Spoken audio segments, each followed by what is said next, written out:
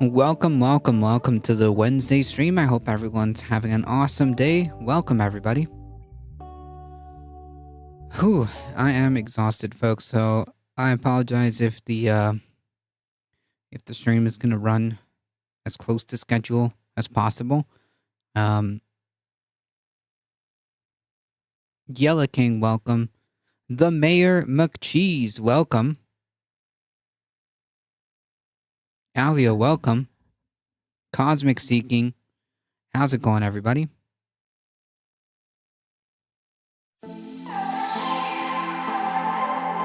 Jesus.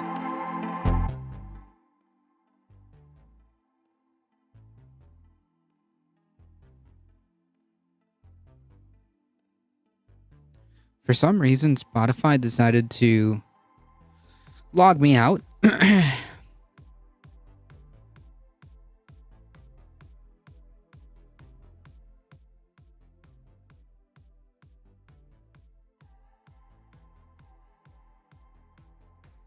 Yeah, there we go. I think that's better. Okay. Also, folks, now that we're about to start the show, I would also, and I'm gonna have to do this like periodically now, more periodically, that due to the circumstances on Twitch, as it's slowly becoming a less and less friendly space for streamers, who knows what the future of Twitch was going to look like. I don't know. One thing is for certain, they do not care about creators at all. Not one bit. And then they try to gaslight.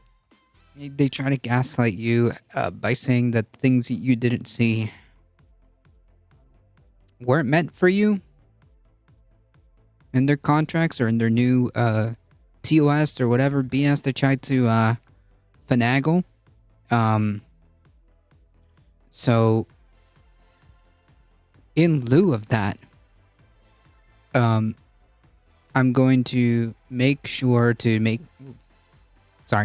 sure to like periodically remind folks that support on YouTube is incredibly important. I mean, I put the link. There is a exclamation mark YT for YouTube, where you can just go and hit the subscribe button. Should anything ever happen to this channel, whether it be because it's not feasible, Twitch shuts down, whatever the case may be, at least there's a backup. Everyone's streaming going to YouTube and Kick. I mean, yeah, YouTube is probably the best choice. I mean, Kick has one thing that might make me consider opening an account, which is that they might offer, supposedly, I don't know how true this is, I don't know how feasible that is, but supposedly there are rumors that Kick might actually just pay creators a set salary, right? Like a set wage, so to speak. Unlike Twitch. So I mean, like, if that ends up being the case, I mean, that's certainly more appealing. However, Kick has also got its like really big problems with the whole like gambling thing. Moderation is also a bit of an issue. Aiden Ross being like the face of it is also an issue. But whatever. I mean, it is something to think about, and certainly something that I will consider. You know, but to be quite frank, I mean, I might just like open up a Kick account just to have the name A Difficult Truth.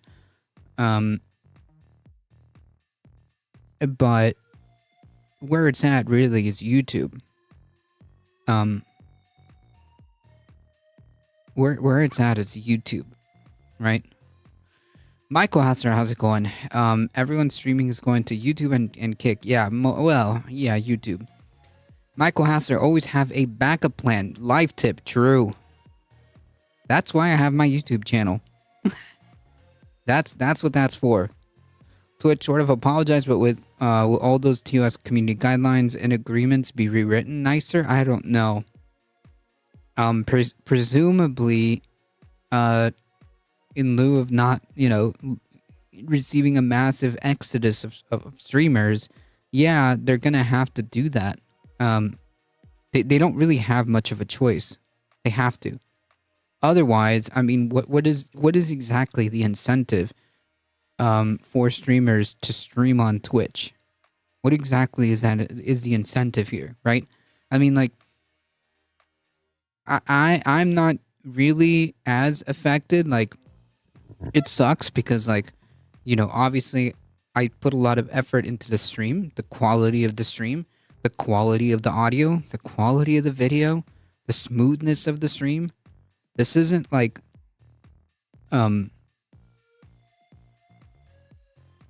this isn't like something that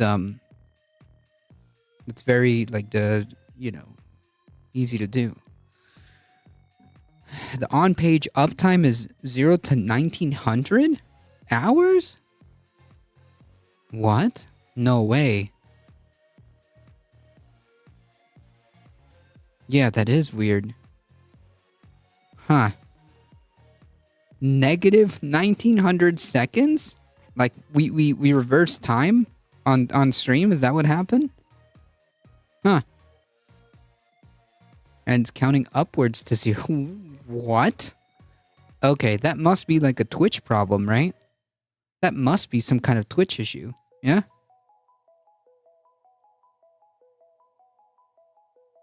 I don't know.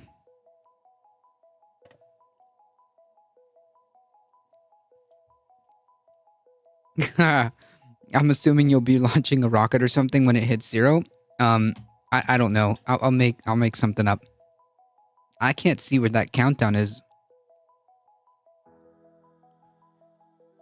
I can't see where that countdown is because for me, um, uptime just I can only see it on OBS.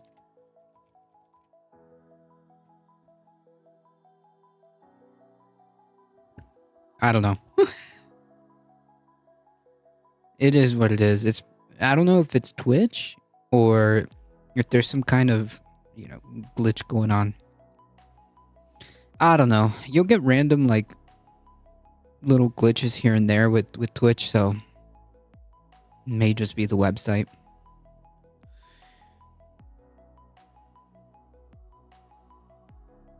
Ali with the 11 biddies, thank you so much. I appreciate it. Truthfully, capitalism has limits and cycles, and viewership has dropped since 2021. Well, that's true. Some streamers were talking about opening their websites and dumping platforms. Yeah, I mean, like, thing is, if I can get if I can find out how to host my own stream, how to like embed my own stream, I would definitely be considering using that, right?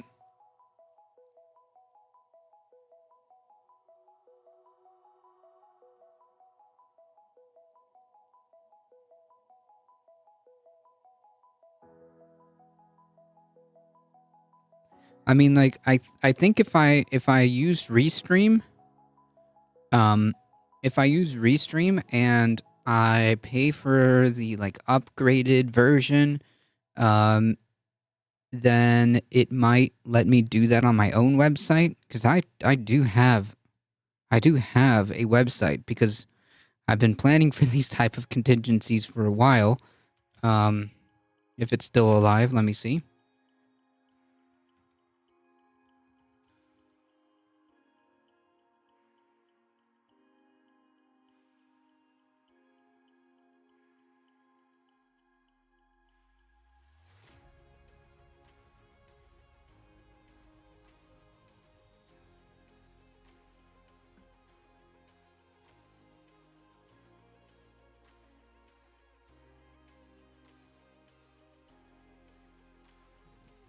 Yeah, I don't know.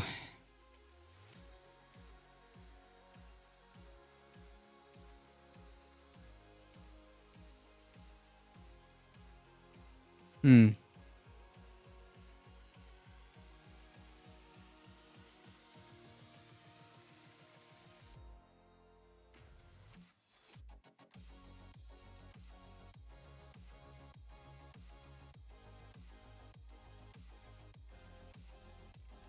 I think it's uh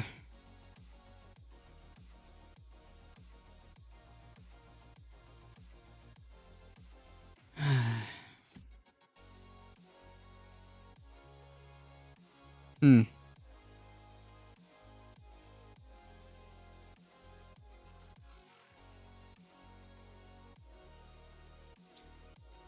Yeah, I can't find. Oh, here it is. Hold on.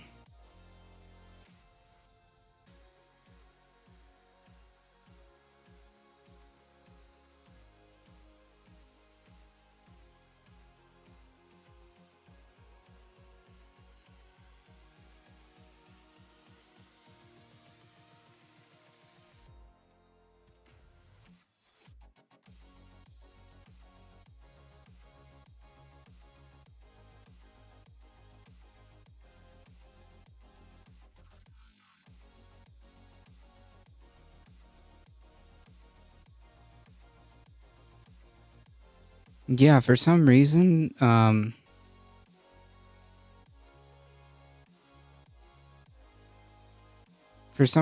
like my website won't load, but supposedly it's published. Supposedly it's fine. I don't know. My router's kind of... My router may have blocked it. Maybe? Let me see.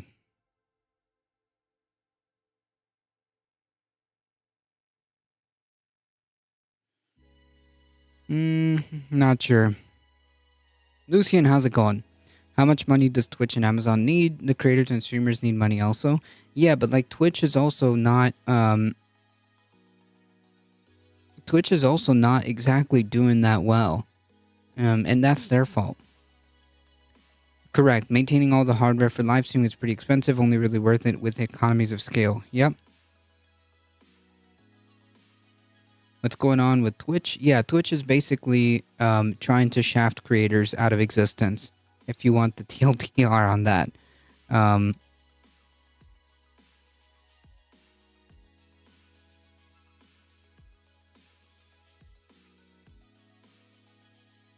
I wonder why my website isn't loading in my own computer. I don't know.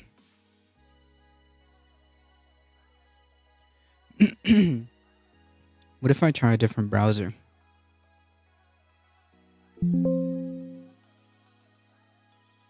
Don't change my browser. Stop it. Not now. Okay.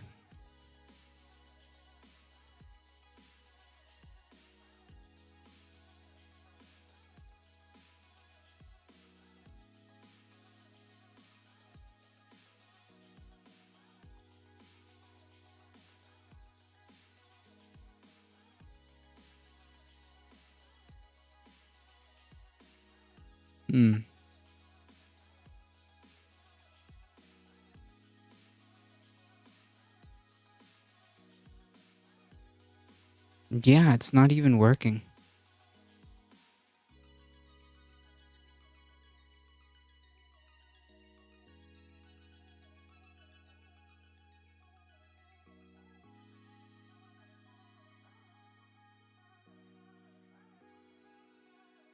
Oh well.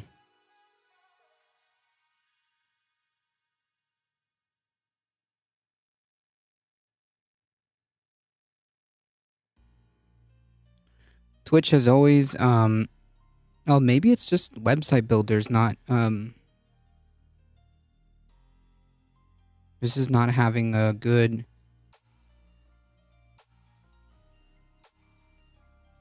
I don't know.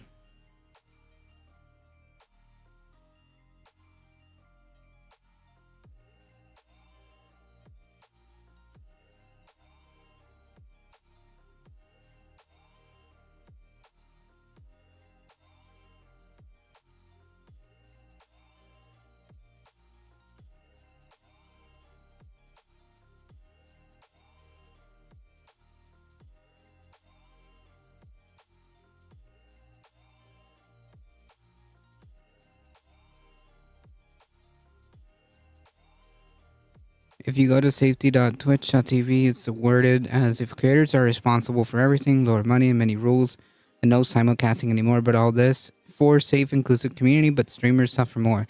Yeah, but I don't even know, like, if that's even...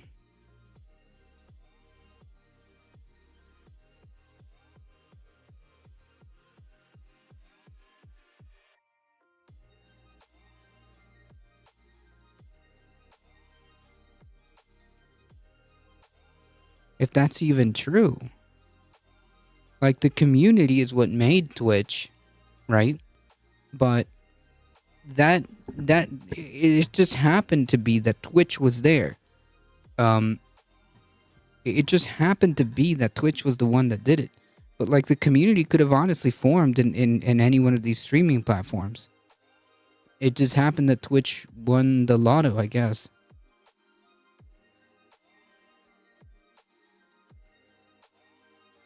Honestly, if YouTube picked up on what Twitch does and loosened their rules a bit, YouTube would dominate Twitch. Yeah, I mean, if YouTube ever decides to flip the switch, if YouTube ever decided to flip the switch, like, that's it. That's it. I streamed for an hour yesterday, Twitch, TOS, and etc. Gotcha. Oh yeah, let me give you a shout out. Hopefully that worked. All right. Well, I've tried multiple times to get my website, but it's not working. Anyways, edit site. Can I even use the editor?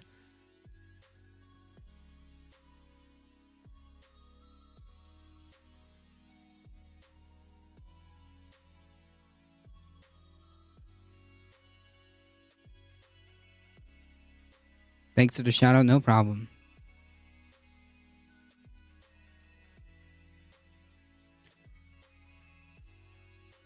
Nothing special. Hope you're having a good day.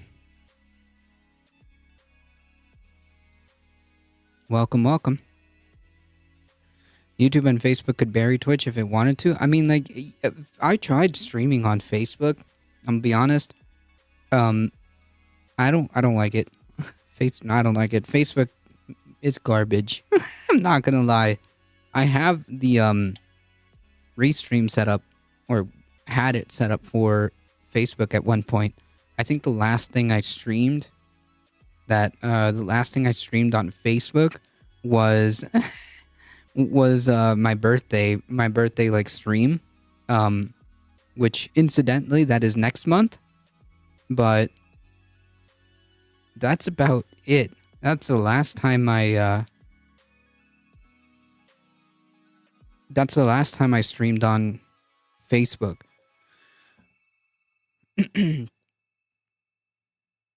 YouTube is great, just not for streaming, but advertising your streams and content. That's why a majority of Twitch streamers use both, because Twitch sucks at advertising channels. Yes, they have no system of discoverability. It is horrible. So yeah, it is what it is.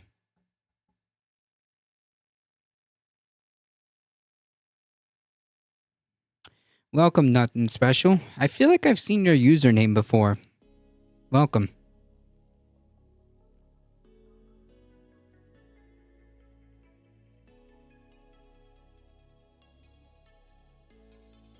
July 31st. You have end of July. Same. My birthday's at the end of July. July 26th. Walter, how's it going? Facebook is meant for your aunt and exes to criticize you, not for streaming. I mean, you're not exactly wrong. But yes, I did try streaming on all three platforms for a while. I don't know, I didn't like really Facebook that much. YouTube, on the other hand, just needs to make like very small adjustments, and they'll be fine whenever they decide to do that. If they decide to do that, if they decide that they're gonna prioritize, or they're gonna open up the floodgates for streaming, then yeah, I mean, I've got the YouTube set up. But anyways, point is, maybe at some point I could invest in getting the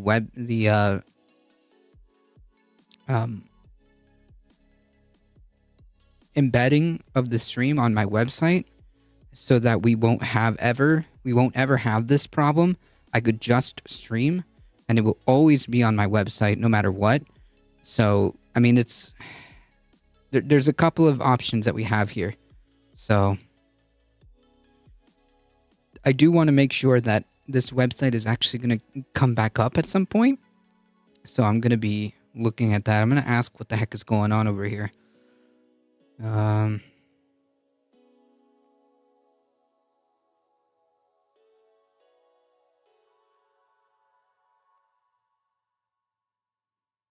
Anyways,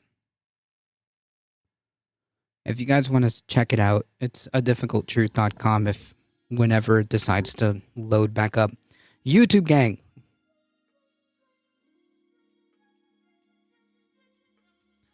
YouTube needs to remove its child safety rules and ad-friendly rules. YouTube has YouTube Kids for children. Advertisers are going to shove their products onto people regardless of content. True. True. Alright, folks. Let's get some of these stories started.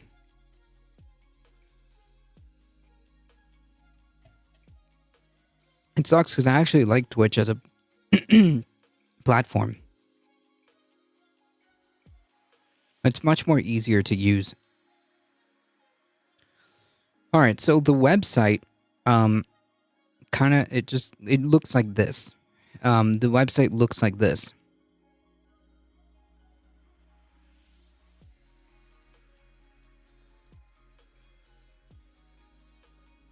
So what I used to do is manually maintain this thing, and I used to put like the most recent YouTube videos up as blog posts. I could also write things. But yeah, unfortunately, when you actually try to go to the site itself, it just kind of does this.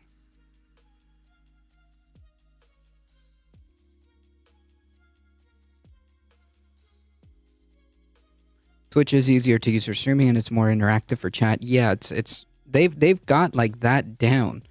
They've got that down. Like you can interact by asking, by doing like channel points and like biddies and all this other stuff, and like gifted subs, which now I think YouTube has kind of, but not. I don't know like who has access to that. But yeah, definitely like that part is good, but they just don't care past that in terms of like the creator side of things. So yeah, it's supposed to look like this. Is it the best website? No. Is it okay? Yeah. Does it work? No, not really. I have to wait and figure out what the heck is going on over here. But yeah, when it did work, when it did function,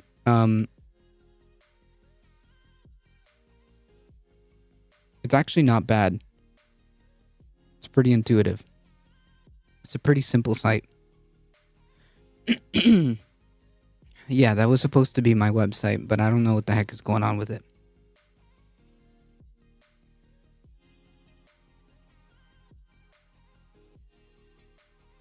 You can gift subs on YouTube, but it's random. You can't decide who it goes to. Oh, okay, gotcha. Also, like the monetization or like partner, it is I think harder to obtain on YouTube. I think. I don't know.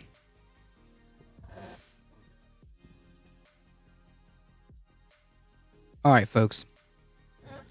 We'll get this started with this video, some memes. All right, we'll start with some memes. Can we start with some memes?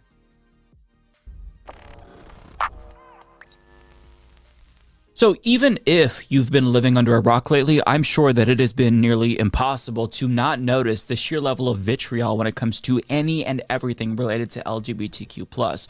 And just to kind of show you how bad it is, many large multinational corporations are choosing to not cash in on rainbow capitalism as they usually do. As Anti-Fascist Turtle points out, as much as I hate rainbow capitalism, it's honestly a scary reminder of the times ahead that companies don't find us profitable enough to do their usual pandering bullshit anymore. Yeah, I mean, like, again, this is only a verdict on like the whole concept of rainbow capitalism.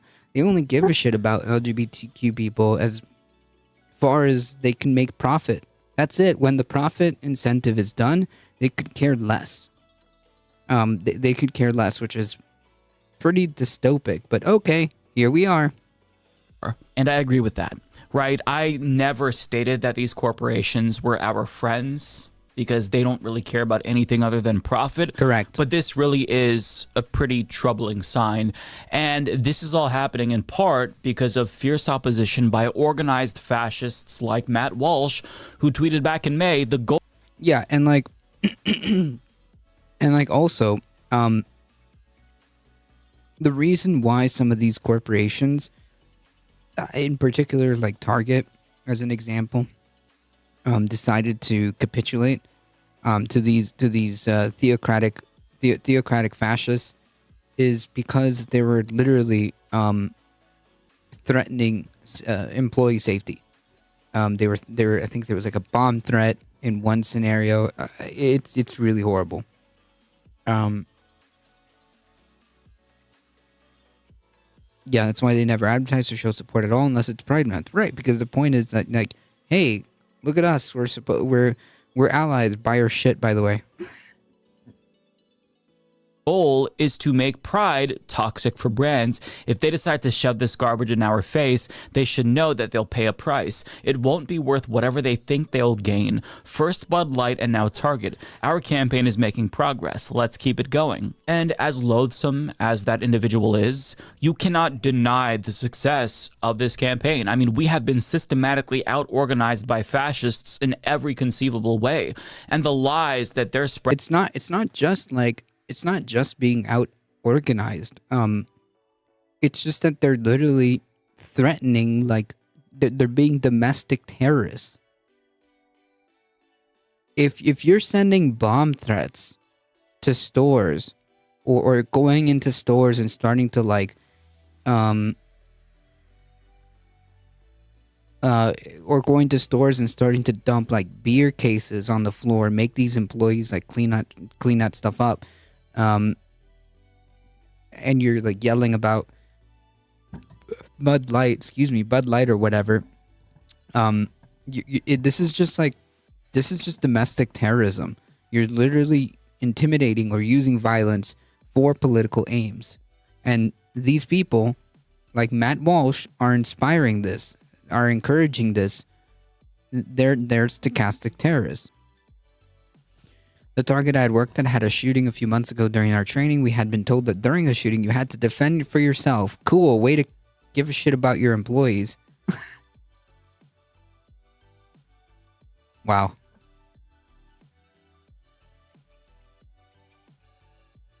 If they're sending bomb threats, the technology is there to have them arrested. Yes, but have we seen like a lot? Like, I mean, I think that would have been news, right? Or did somebody get arrested for that? Because I'm pretty sure I saw a story about a bomb threat to a Target. I'm pretty sure. But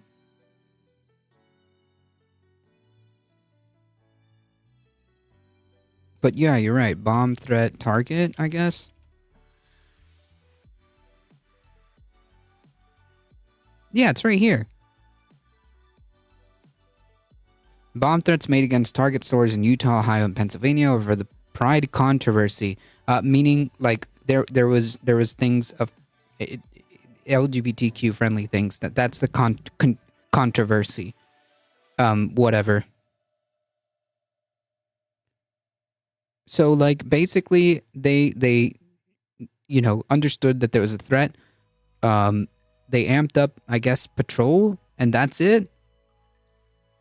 They found that the threats were not credible. But even if the threats are not credible, you can't just do that, okay? You can't just call in a fucking bomb threat, whether or not it's credible.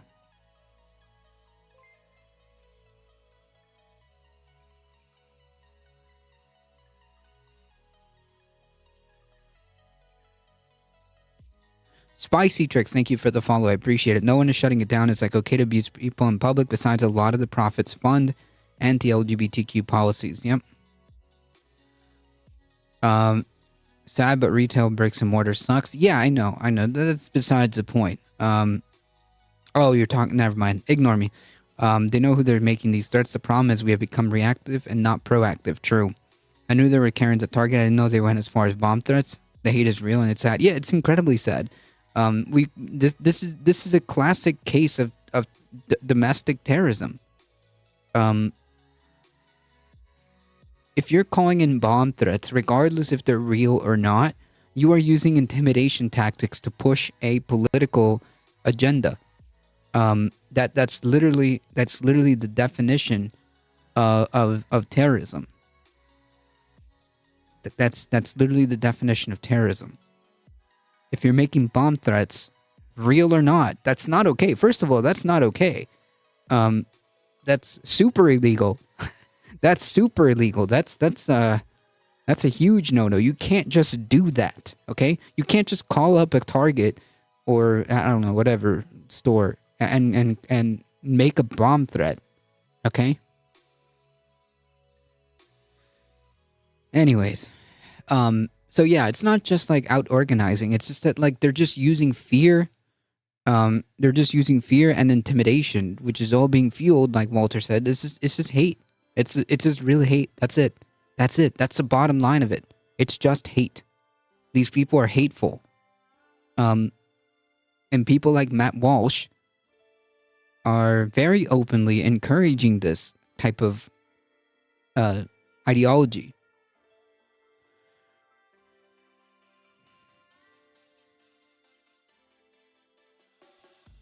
Ken Copeland and Donald Trump funders with Flashpoint TV were talking as the 80s Satan rock and roll music was back. Oh yeah, no, the Satanic Panic that never left. That never left. Hello, person who has been banned in other accounts. What's the topic? Domestic terrorism. Anyways, yeah, like I knew I remember seeing a story about this. Um, it's just hard to keep up, and I wasn't like too keen on the details. But yeah, I absolutely remembered seeing something about bomb threats because of rainbows. That's it. Because of people existing.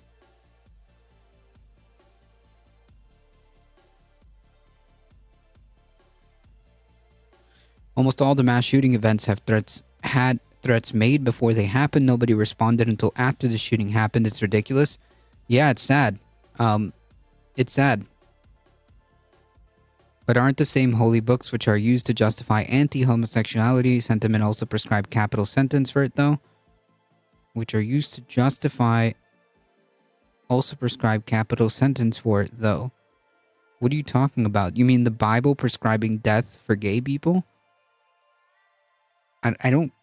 I mean, I know Christianity is horrible, but maybe somebody can fact check that because I'm not sure.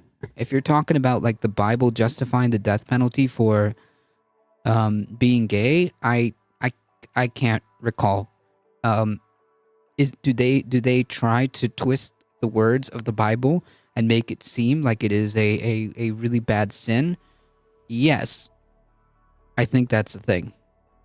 Depends on which Bible. Gotcha. Okay. But anyways, yeah, that's a verdict on Christianity. Then, but yeah, I don't know. Leviticus 20:13 says a man who has sex with a man should be put to death. Does it though? I don't know. I'm genuinely asking. I don't know.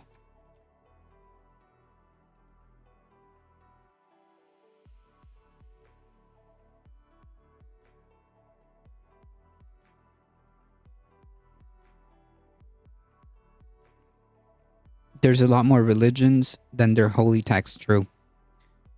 The Old Testament did call for death, the New Testament did not. Oh, okay. Yeah, no, it's true. Yep. The chatter is correct. How horrible. Yeah, no thank you. Hard pass on that. Why would anyone want to follow that religion? Why would anyone want to follow that? Like, you can't simultaneously in one breath say that you should love everybody as they are, and like God created you in his image, and he's supposed to be eternal love, or like the embodiment of love, right? While also putting like verses that like, yeah, dude, if you're gay, like, yeah, dude, just straight to death. Jesus himself never talked about it, but Catholic priests with Catholic Church editing the Christian Bible and Catholic Bibles are different. Yeah, like, thou shalt not kill, but also, death penalty. Cool, makes sense. Nah, this is pretty standard. This is literally in the Bible. This is fucked up. Like, you can't simultaneously have like, concepts of like loving everybody, love thy neighbor as you love yourself, or as you love your family, or whatever the verse is, and then like also, we need to put people to death for being who they are, right? Also, God made man in his image, right? And man, not like man, the gender, man as in humanity.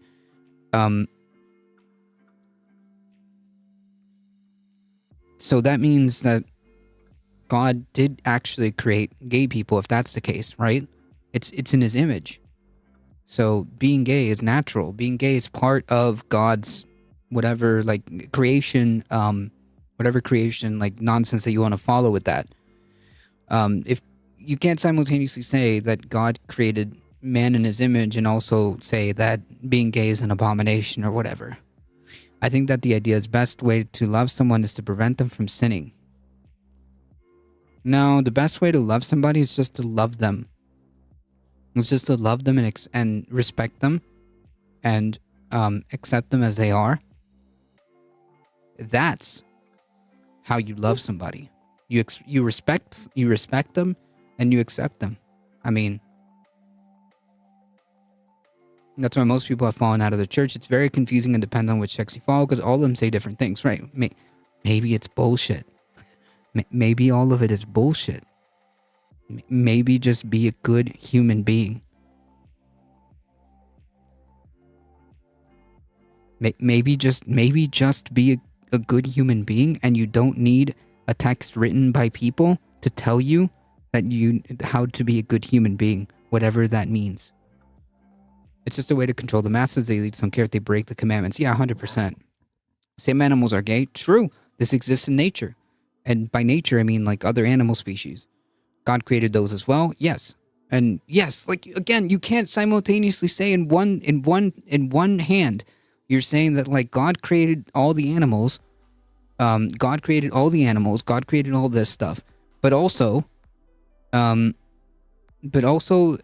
gay is an abomination. Like it deserves a death penalty. So are you just gonna go around killing like fucking dolphins? Like I don't understand. It doesn't make sense because it's all bullshit. I also wouldn't single out Christianity since it applies to every Abrahamic faith globally. Generally speaking, here, it's mostly Christianity. Generally speaking, I know I'm painting with a broad brush, but generally, yeah, the problem here in the United States is Christianity. Yeah, it's a problem.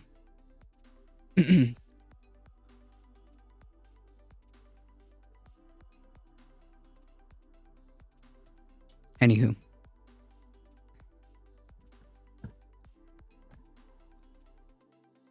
Spreading about queer people are actually taking Thank you for pointing that out, Walter. Good point. hold, as frightening as that sounds. For example, LOL Overruled on Twitter shared this screenshot of a blue check user responding to another blue check user burning a pride flag, and they stated, as if it were a matter of fact, that a majority of trans people are attracted to kids. Now, this idea is being reinforced online with... Yeah, and like that's super fucking like disgusting. To say that the LGBTQ community is like are a bunch of groomers. That's just so horrible to do. What a fucked up thing to do. Because what they're doing, by the way, the reason why they're pushing the whole groomer thing, the reason why they're pushing the whole like pedo thing, is because it's projection. Oftentimes every accusation just ends up being a confession. But two, the more disturbing one is that they use this because they need a moral justification to eradicate LGBTQ people. And what they do, or how they plan to morally justify this, is just by saying they're all pedos. Because that's literally one of the worst things that you could possibly be branded as. That's literally like the top of the top of the worst things that you could be accused of, is being a pedo. So that creates that creates the moral foundation as to what the excuse is for violence against LGBTQ people. That's it. That's it. It's just hate. After studying different texts, I learned that one thing, God is way beyond our understanding, and concepts we apply to him are only human concepts. Right, but like applied to him. That's very human. You know, like even like people that are pious, religious, they can't seem to keep putting very humanistic characteristics on some omnipotent being. It's all nonsense because it's created by man. But that's just like, it just doesn't make any sense. Photoshopped images like this, attempting to pedo jacket this random gay man. And also, tweets from accounts posing as allies have been gaining a lot of attention, like this one where somebody pretends as if MAPS are part of the LGBTQ community. And for those of you who are unaware, MAPS is an acronym for pedophiles that stands for minor attracted person. They are not part of the LGBTQ plus community, and this is a lie right here. And I think that most people know that this whole gays or pedophiles smear is just a smear. But I mean, you can't not notice how loud the bigots have gotten. And on the very first day of Pride, MAPS was trending on Twitter in an obvious attempt to get unassuming users to think that the LGBTQ plus community is supportive or inclusive of pedophiles, if not just pedophiles themselves. And I think that for the most part, this idea that gay men are pedophiles has been largely disproven by... Obviously, like, and also this is like a classic trope that has been used against gay people for like the beginning of time. Yeah, that's a classic like trope. The book of Genesis said God is a spirit. Wait, but so God isn't a man? Wait. Hold on. I'm sorry. If God is a spirit, how did he make God, make man in his image?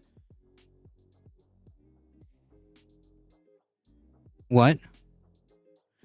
You think that it's created by man, but religious people think it's created by God. It's not. It's written down by man, claiming to be they received the word of God. Doesn't make any sense. It's literally man-made. Those texts that you read are made, translated, paraphrased over and over and over again for thousands of years.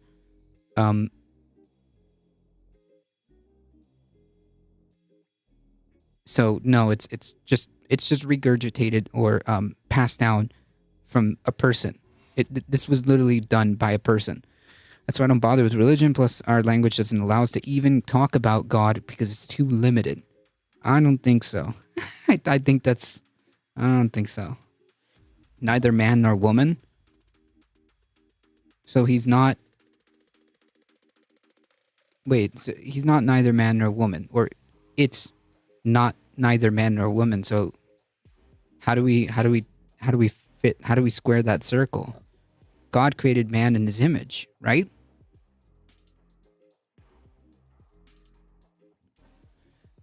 It just doesn't make sense. By the majority of people, but if they can think that trans people are pedophiles or a danger to children, then that's what they're going to try to push as well. But I mean, as I've been alluding to here, the pedo jacketing of LGBTQ plus people, it's not a new phenomenon, but the last time it was probably this persistent was back in the 70s or 80s, just to kind of show you how bad it's gotten.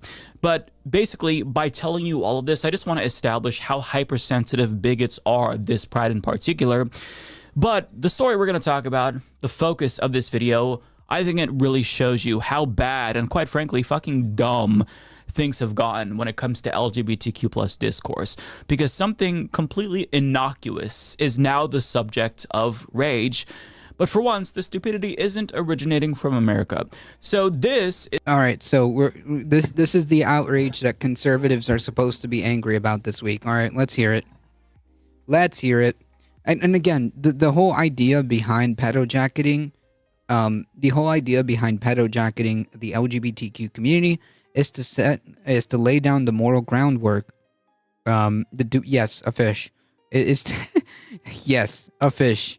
The reason why conservatives pedo jacket, the LGBTQ community is to lay the twisted moral justification to eradicate them. That's it. I don't see what pedophilia would have to do with homosexuality. Nothing, actually. Nothing at all. You'd have to ask conservatives. Is the fish gay? I don't know. When one is your sexual orientation, the gender where is a sexual preference towards a non-consenting group. Yes, that would be minors. Yes. But you're gonna have to ask that to conservatives. You're gonna have to ask that question to conservatives.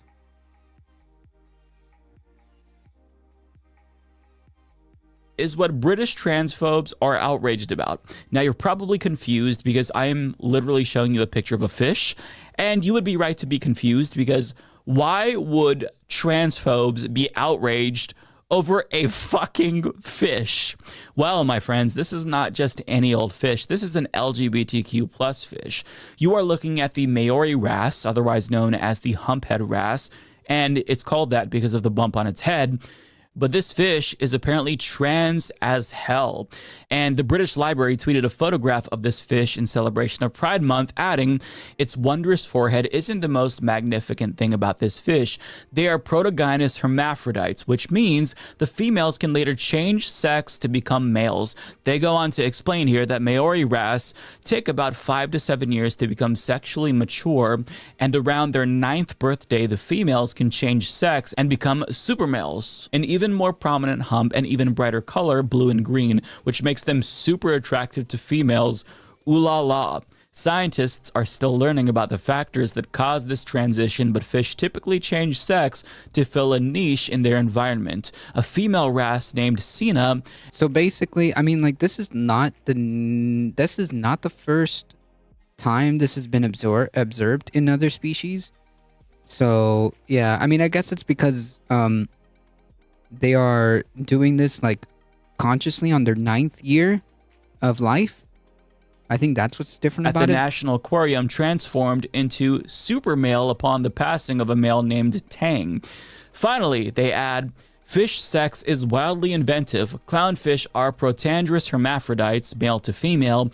Coral gobies change sex repeatedly. Freshwater mangrove killifish. Yeah, okay, so exactly. That's what I thought. Like, this is not like the only that can't be the only species. I've seen articles about this. Yeah. What are they gonna do? Cancel a fish? Yeah. Yeah. Yep. A fish. A literal fish. Like just a literal like scientific like little factoid. Because they the science journal or whatever the heck this was posted on did a post for Pride Month, and they're just like, yep, look, this is a new species of fish that we found, and it actually is observed that it does transform or change its sex at 9 years. Like, this is just like how some species operate. Reproduce by self-fertilization. All female Amazon mollies mate with males of other species but completely disregard their sperm. So my friends, this fish and its existence is an outrage to conservatives in the UK because it is very, very trans. And that post was basically the British Library's nerdy way of saying, hey, transitioning is a phenomenon that also occurs in nature in the same way that homosexuality has been documented in hundreds of species. I think that the number is over 450. Yeah, like, again, hey, Abrahamic religion, folks. God created all this. This is all part of God's creations. So which is it? Are we supposed to, like, accept God's creations because he made them? And remember, God is perfect. God is omnipotent. God makes all these things with a purpose, right? So you can't have it both ways. You're going to have to pick one. Off the top of my head. But conservatives, of course, were not happy about this fact because when feelings are more important than facts to you, you lash out when facts are shared, even if they're pretty entertaining and pretty cool to learn.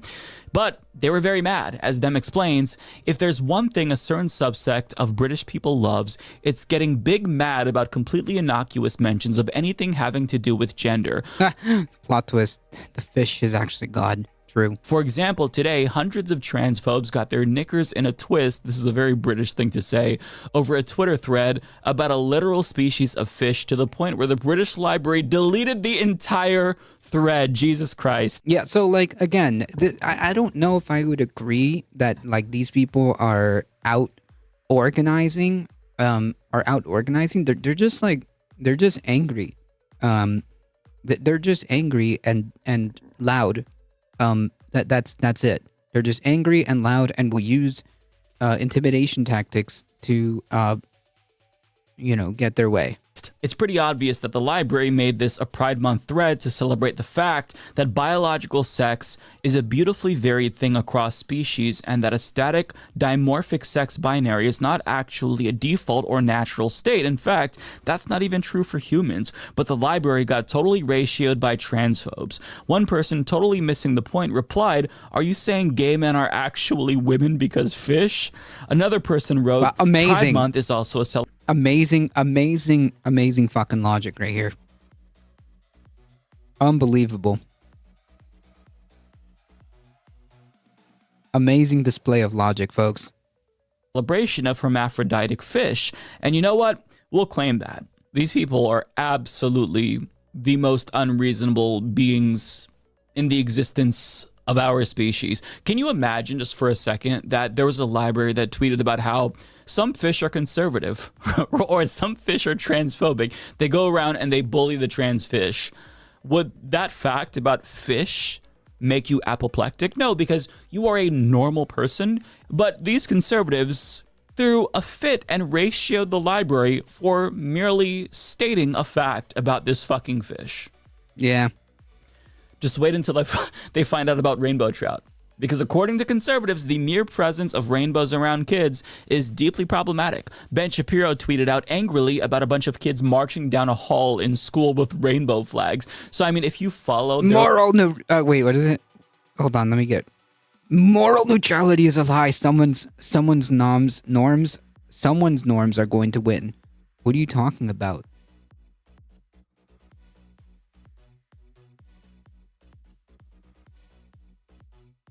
What do you want about? It's if you stop fish on fish violence. Breaking news from Twitch yesterday: we released a new branded content guidelines impact your ability to work with sponsors, increase your income from streaming. These guidelines are bad for you and bad for Twitch, and we're removing them immediately. Wow, that was quick. Let's boycott the ocean. True. Rainbow trout. Can't have that. We're descended from lobe-finned fish. True.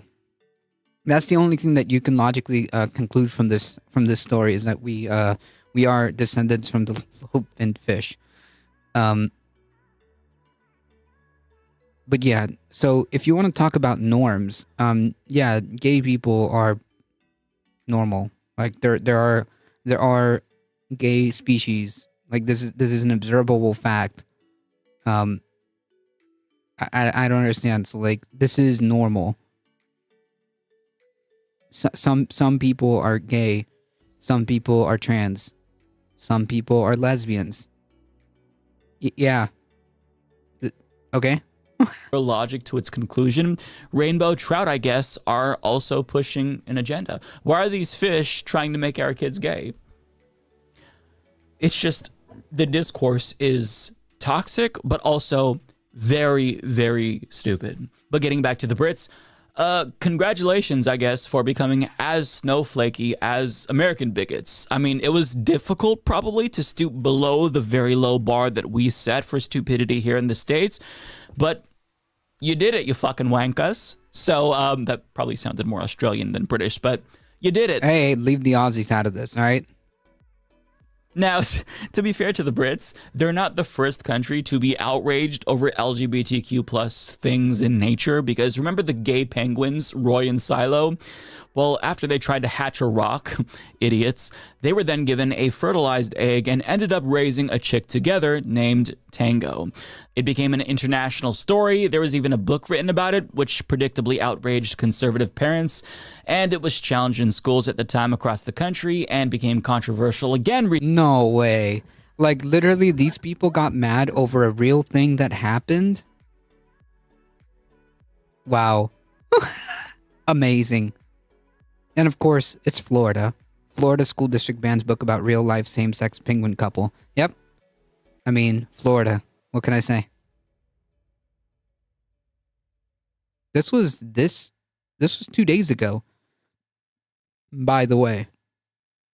recently following the GOP's renewed homophobic push, but this book about gay birds also ruffled some feathers in other countries, pun intended, specifically Singapore, whose libraries literally pulled and destroyed copies of the book. See, we're not the only snowflakes.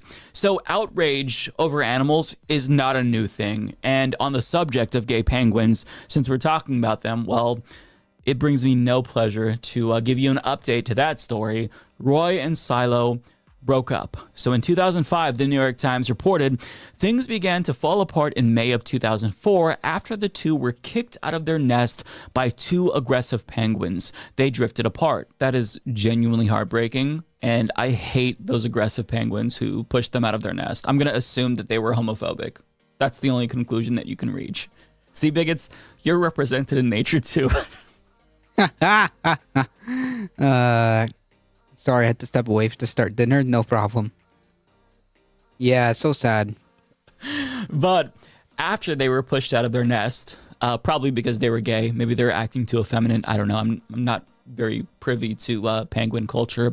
They were paired up by female partners by zookeepers, and of course, these gay-ass birds did not like their female partners because they are gay as hell, and I'm guessing that there's not a lot of fish in the sea. Another pun, if you're a gay penguin, because that was a pretty rare thing to see. But I guess the conclusion of this video is that everything is stupid and the discourse surrounding queer issues is toxic, and those gay penguins who broke up with each other are canceled, as are the homophobes who bullied them into breaking up, I guess. And it's just like, I want to say one more thing to those gay penguins. We were rooting for you. I was going to call them F-slurs, but I'm trying to get monetization back on this channel. Although, now that I think about it, maybe calling them the F-slurs would help me, depending on who's reviewing my channel. Either way, this is where we're at, folks. 2023 discourse surrounding LGBTQ plus issues. A library posted a photograph of a fish that's trans, and bigots ratioed them and got triggered by it. My brain is melting. Yeah. Yeah. Well, that was very insightful. I'm glad we got to spend like 20 minutes on this. Oh man, that's so sad about the penguins though. Steve Bannon was issued federal grand jury subpoena related to the investigation of the January 6th insurrection and Donald Trump's 2020 interference in May, reports MSNBC. The subpoena was for both documents and testimony. We'll see what happens with that. We'll see what happens with that. Poor penguins, indeed.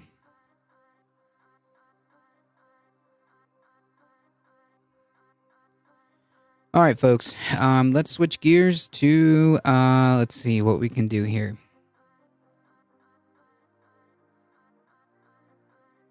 Let's continue like some good memes. House Conservatives choke floor action as revenge for debt deal. McCarthy's currently trying to rein in a potential Republican conflict, Republican civil war within the House, because he, I guess, did the deal with the debt ceiling, and now like the more far right extremists are angry, but because it's such a thin majority in the House, it actually makes a difference. Whether or not you know, how bad the damage is going to be is yet to be seen, but I guess we can enjoy some fascist infighting, right? The House Conservative hardliners, yeah, hardliners. Okay, you mean far right fascists aren't exactly done aren't done exacting revenge on the GOP leaders for what they see as Speaker McCarthy's broken promises during Washington's debt drama. The debt drama being that Republicans were holding the economy hostage to try to fuck over poor people. That's the debt drama. I wish, like, honestly, I wish like they would be a little bit more honest with the way they report the gravity of the situation. But whatever. A band of roughly a dozen firebrands, you mean far-right fascists, mostly in the Trump-aligned Freedom Caucus, are now working to derail senior Republicans' plans to pass even a widely popular party priority on the floor this week. They're preparing to make trouble beyond choking some floor action. More broadly, McCarthy's right flank, which means the far right, is trying to reassert control over a large swath of the GOP agenda. Already, blocks of conservatives are pushing Republican leaders to ramp up attacks against Biden administration officials, while also pushing for spending cuts this fall that would essentially renege on last week's debt deal. So, in other words, they're trying to say, like, just go back on the deal, fuck over poor people, anyways. To put it simply, conservatives who feel they got rolled by McCarthy's deal with President Biden are now telling him, not again. It's ground the House floor to a halt and returned GOP leaders to a familiar spot, forced to assuage hard right critics who make up a tiny minority of their 5-seat majority. Kevin blew up the unity of the conference last week on the debt ceiling deal, said far right. I'm not going to call them hardliners. They're just fucking far right people. Dan Bishop, he complained about McCarthy swapping one coalition partner for another by getting Democratic support for the debt bill and called for a new agreement in writing that would govern how the House GOP would run the chamber going forward. Whatever. Putting it more directly, another far-right fascist, Representative Matt Gaetz from Florida, House leadership couldn't hold the line, and now we hold the floor. Hold the line? What are you talking about? You people literally wanted to screw the American people. You wanted to take away more benefits. You wanted to strip and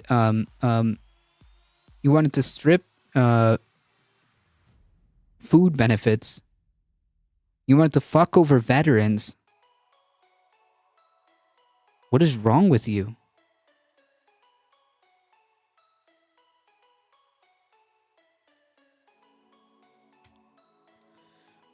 We knew that was going to happen. MAGA wanted revenge against Kevin. Oh wait, yeah, it's gonna be an interesting couple of weeks, I guess. Kevers is blaming Scalise? No way. Couldn't even take that himself? He couldn't even own that? He 5 seconds ago, he was saying that, like, I saved the country because I was able to negotiate. And now it's like, whoa, all this like debt negotiations is Scalise's fault? That's hilarious. Why not just get rid of the debt ceiling? Now there's a thought. A-Bond with the Tier 1 subscription for 7 months. Thank you so much. Hey, everyone.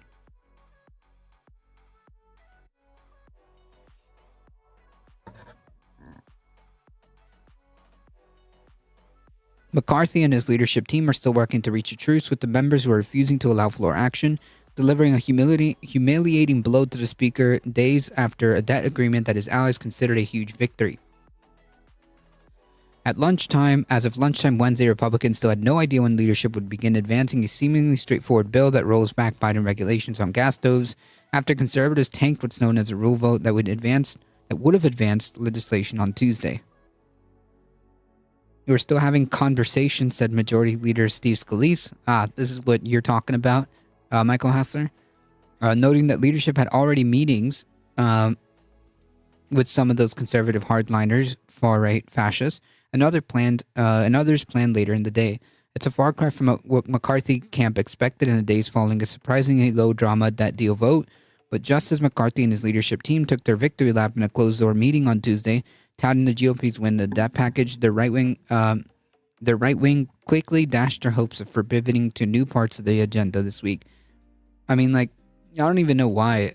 You've got a Democratic Senate, but whatever. Patrick Henry, a McCarthy confidant and major player in the debt talks, said Tuesday that this fall's looming spending fight was a component of the standoff. He tried to strike an upbeat note, hoping that a broader airing of concerns within the conference might resolve internal tensions.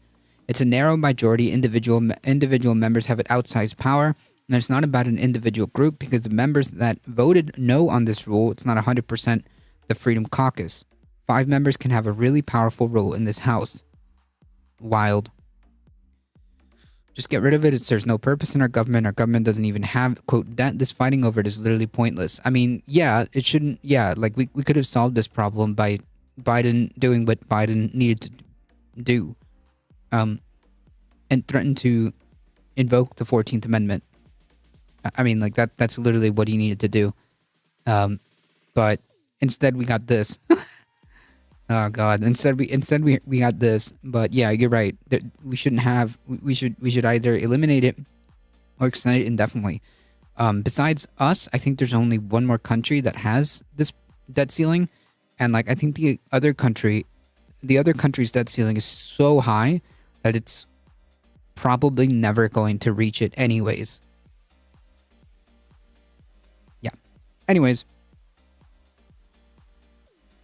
The conservative blockade also eroded McCarthy's efforts by McCarthy to tamp down the potential for one more member on his right flank to force a vote on ousting the speaker, an outcome that leadership allies have repeatedly dismissed. Nonetheless, Bishop lobbed a short-lived threat to oust the speaker last week.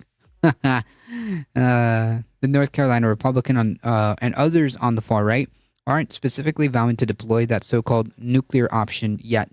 Instead, they made clear this week that they have other ways of making leadership pay in an effort to, in Bishop's words, quote, recover the unity Republicans had felt before the debt crisis. Wait, hold on. So you're not even going to try to... So your way of recovering unity is by twisting arms. Gotcha. What that means is less clear. Bishop said that what happens next depends on how leadership is inclined to reciprocate. The roughly dozen conservatives who tanked their own party's gas stove bill on Tuesday, grinding the floor to a halt, have refused to say publicly what specific concessions they're seeking in return for allowing McCarthy to bring legislation to the floor again. They've called for reopening the discussion about deals they cut with McCarthy during the speaker's race, most of which were made as informal handshake agreements to the frustration of some of the GOP colleagues. Some in the conference have privately urged GOP leaders to send lawmakers home to cool off, fearing that the groups of rebels is unlikely to relent this week. But others are eager for the House to remain in session. The Oversight Committee is slated to vote to hold FBI Director Christopher Wray in contempt on Thursday for setting the stage for a House floor vote as soon as next week.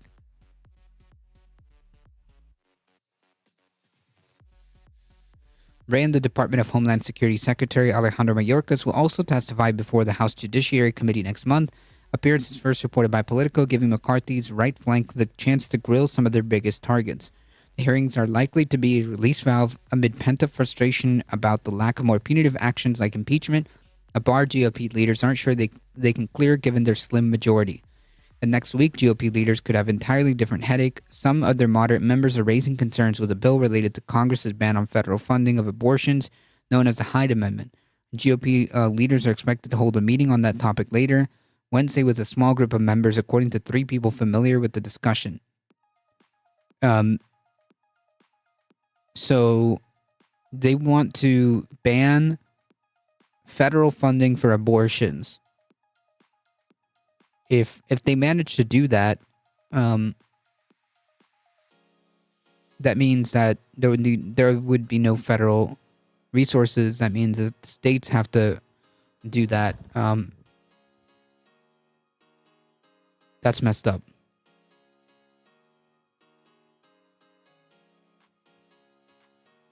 If our government needs money, they just print it. Now they have a limit to how much they put in the economy. But at the end of the day, our government can borrow and spend as much as they want. So the ceilings, there's no purpose but give our government something to argue over. Yeah, what we call a political football, essentially. What federal funding is going into abortions? I don't know. Maybe for Planned Parenthood?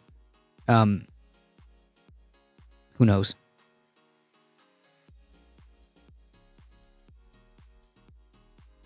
Even before Tuesday's unexpected revolt on the floor, several House conservatives were signaling that they plan to force McCarthy and his leadership team to essentially revisit the spending component of his deal with Biden. The Freedom Caucus has discussed strategy on this fall's government spending bills, as well as their soon-to-be-released tax bill and aspirational GOP budget. Their biggest focus is federal funding. Yeah. We'll see.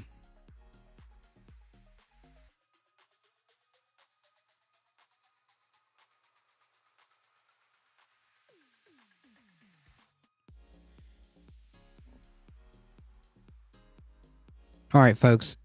Um, there are no federal funding going to abortions. They just made it up like they always do. Wow. So then, what would be the purpose of like the Hyde Amendment? I don't know. Cruelty.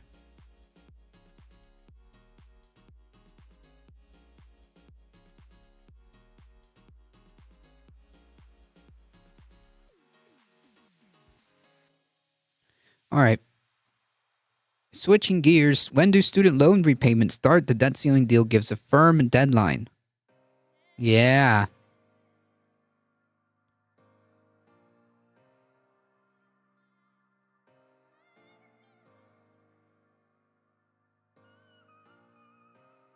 There is no purpose? You mean to the debt ceiling? Yeah.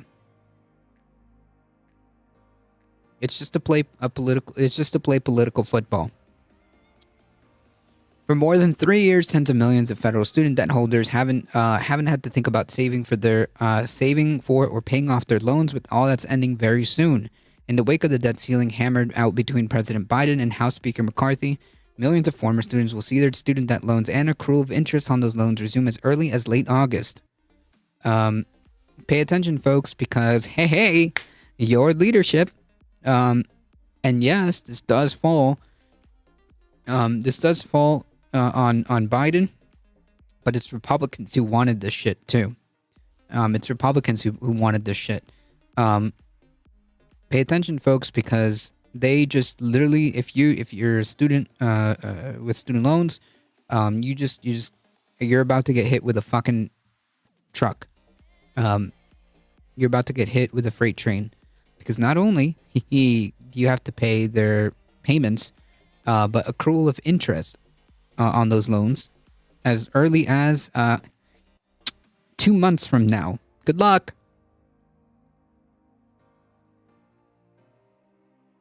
The pause first implemented by former President Trump was a welcome relief after COVID has sparked an economic downturn that made it more difficult for many who'd borrowed tens of thousands of dollars to pay for their schooling to keep up with payments.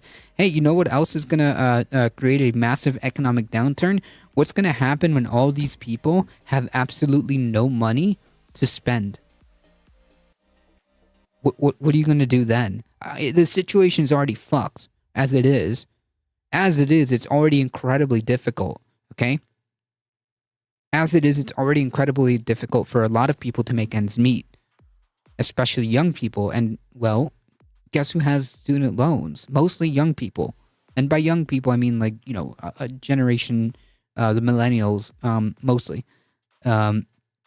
Maybe some Gen X, but, like, mostly it's millennials, right?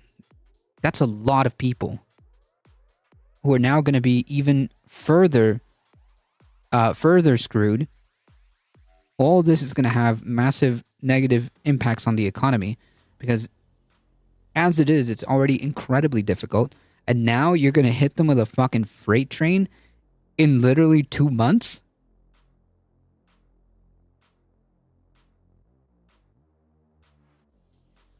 What do you think is going to happen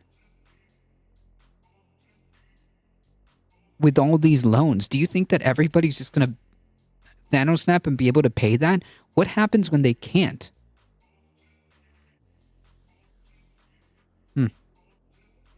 These people really didn't think any of this through. Or maybe they did. The ones who had to pay the most in tuition, right?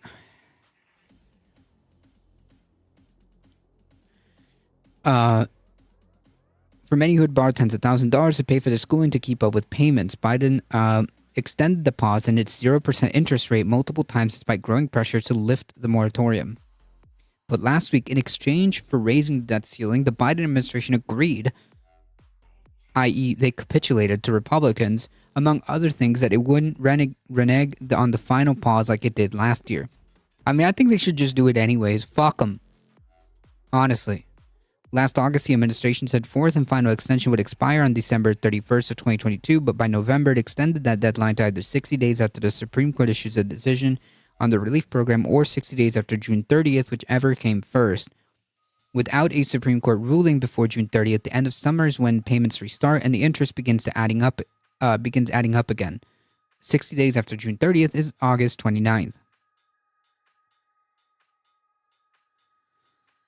That's not the problem. The truth is a fight between banks and government. If the government cancels student debt, a lot of banks and lenders would collapse. On top of that, it would make it even harder to get loans in education. If they decide to cancel student debt, they would also have to follow up with free education for at least up to 4 years.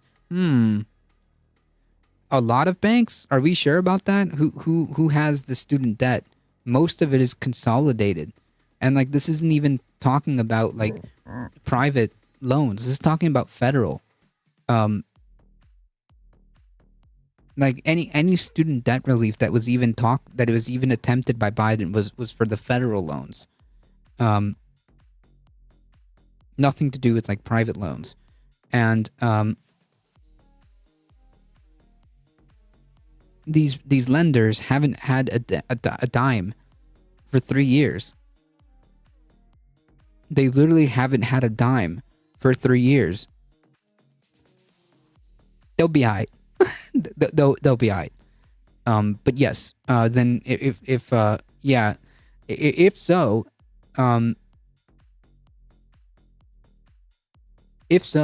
that they, people would start realizing like, oh, well, maybe we should have free college, or by free college I mean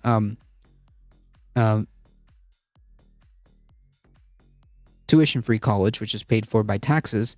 Damn, I think these are all steps in the right direction. Look at that. It's a win-win-win. Right, but who invested in those federal loans? Banks and lenders. Well, they haven't seen a dime of it in 3 years, so I think they'll be alright.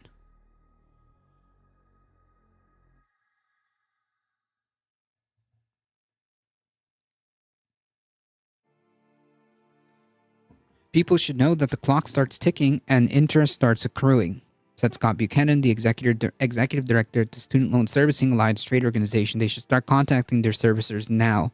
That's so fucked up, dude. What a fucked up situation. Because my girlfriend is gonna be in this boat, so we've got to fucking figure this shit out.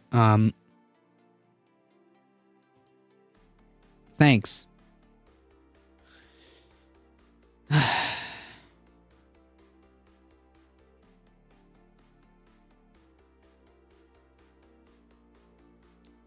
The repayment pause is separate from a Biden proposal that would forgive an estimated $400 billion in student loan debt, a much-debated plan under review by the Supreme Court. At this point, a Supreme Court ruling striking down the administration's plan to cancel up to $20,000 debt for about 45 million Americans with federal loans would only start the clock slightly earlier in August. If the Supreme Court student loan forgiveness can go ahead, about 25 million Americans would still have to start paying. That's because of roughly 45 million people who hold student debt. Biden said 20 million would have their debt completely erased, leaving 25 million would still have to make some payments. The payments just may be smaller due to the shrunken balances of forgiveness. There's an off chance that people would start repaying even sooner than August. Congress passed a bill to overturn Biden's student debt cancellation and throw borrowers back into repayment immediately. If the bill gets to Biden's desk, though, he will veto it, leaving the debt ceiling agreement at the forefront.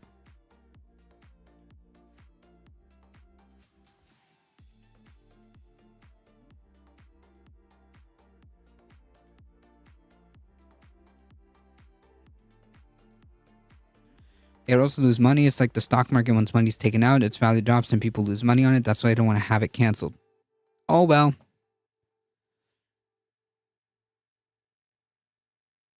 I'm pretty sure all these like big banks and lenders, they'll be alright. So this just goes on to saying like what you should be doing. The whole thing is messed up. There shouldn't be a scenario where we had this problem to begin with, but here we are. Should we have student debt? No, student debt shouldn't be a thing. Student debt shouldn't be a thing. Would that solve the current like education cost problem? No. Would it help to alleviate financial burdens for people? Yeah. In the immediate, yeah. Should we do it? Yeah.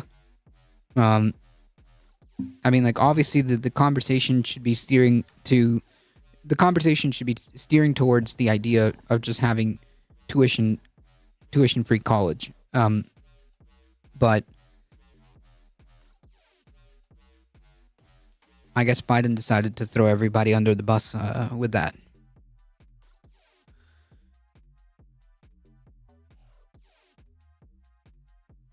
All right, folks. Speaking of Supreme Court, the Supreme Court.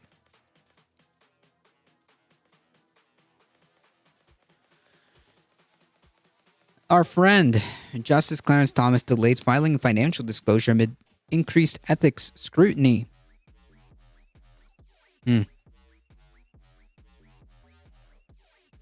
Supreme Court Justice Clarence Thomas has asked for an extension in his filing of his annual financial disclosure report amid increased scrutiny of his ethical obligations. Why? Do we need to make sure you're not hiding anything else? Thomas, as well as fellow conservative Justice Samuel Alito, asked for a delay in filing, which is allowed under federal law, a spokesperson for the judiciary said. Did you find something like 14 years ago that you missed, like you did with that house sale or whatever?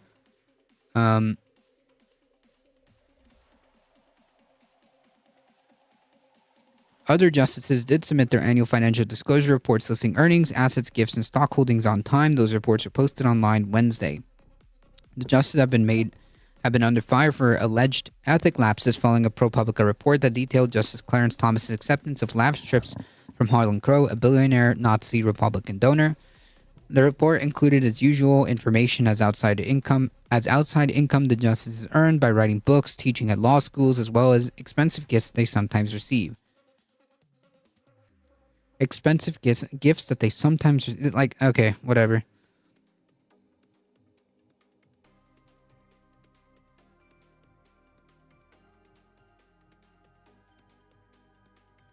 In new filings, Chief Justice Roberts reported that he had inadvertently omitted from previous reports the fact that his wife, legal recruiter Jane Roberts, had an equity holding in McRae Inc., the firm where she works. He noted that the holding was worth between $100,000 and $250,000.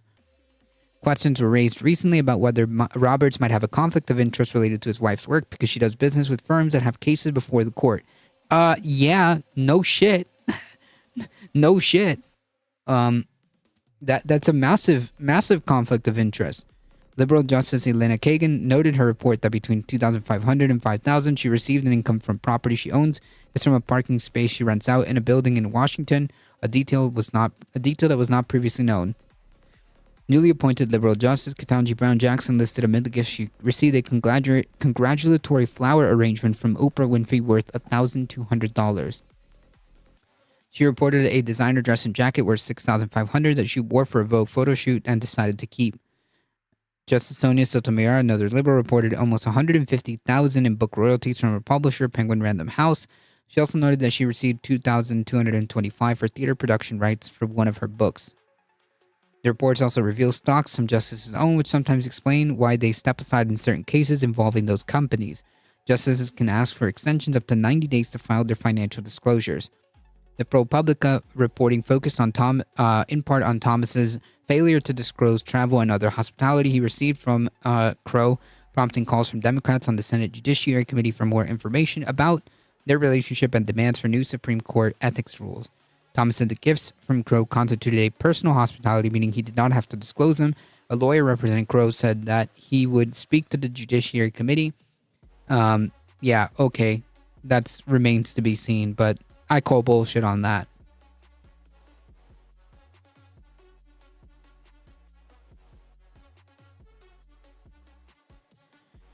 Tucker Carlson is hit with bad news as Fox sends him a brutal letter putting him on notice that he violated his contract when he launched his Twitter show on Tuesday, which means that Fox News can now sue him for a fortune, but it gets worse. A senior Fox executive also told Carlson that Fox News' goal to keep him sidelined until 2025 and that they have deep pockets to spend on lawyers. I mean, hey, if Tucker Carlson ends up getting screwed, then so be it. Get fucked. No sympathy for Tucker Carlson. This show this shows that we might need to rewrite laws around justices and ethics. True. Um, Starting with they should have ethics to begin with. We can start there. They should have a code of ethics to begin with. Um, so yeah.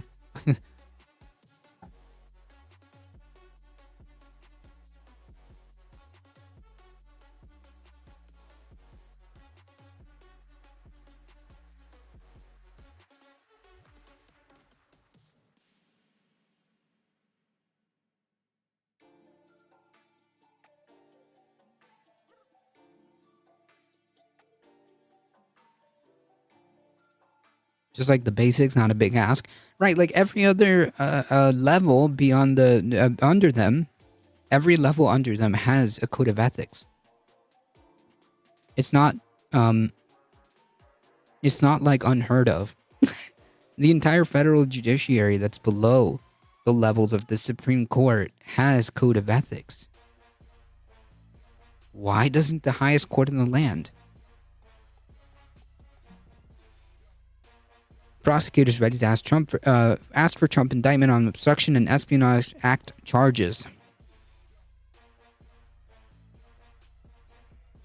I worked at a company where my aunt was head of HR. Anything involving me, including personal paperwork, etc., could not be handled by her. Yeah, it's a conflict of interest. You know, regardless, it's a conflict of interest. Like, she could have never ever had a problem with anything like that. But it doesn't matter. It doesn't matter. It doesn't even matter if she intends to do anything nefarious or not. It's just the mere fact that you are family in any way, shape, or form causes that conflict of interest. It doesn't matter. It doesn't matter. So, like, yeah, the same thing goes for, like, I don't know, your fucking wife. If your wife is part of, like, a firm that also has cases in front of the Supreme Court, that's a huge problem. For the county couldn't take gifts that were more than $50. Can you imagine? Fucking, like, everybody that works for, like, the county and anywhere that has like code of ethics has, neither can teachers. Wow. Like, more, imagine like more, you guys have more stricter rules than the fucking Supreme Court. Explain that one to me. Square that circle for me. Square that circle for me. I was in the director's office and they were pretty strict, as they should. As they should. It doesn't matter if you're like a local, I don't know, local council or whatever, or the Supreme Court. Yeah, things should be very strict because it helps preserve, at the very least, not that it's 100%, but at least it helps preserve some kind of perception of integrity, right? Jesus. Especially in public office.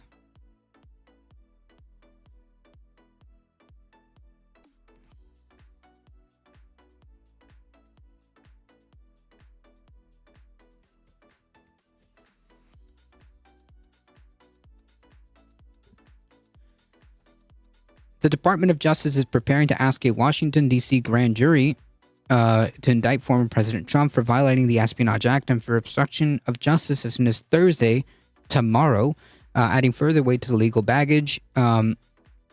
Integrity in this economy from legal baggage facing Mr. Trump as he campaigns for his party's nomination in next year's presidential election.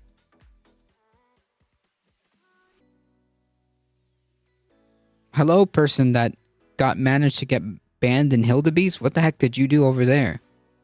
Did you see a video of a YouTuber going around New York asking black people to name an African country on the map, and 90% couldn't? Okay. Are you okay? What does this have to do with the current topic?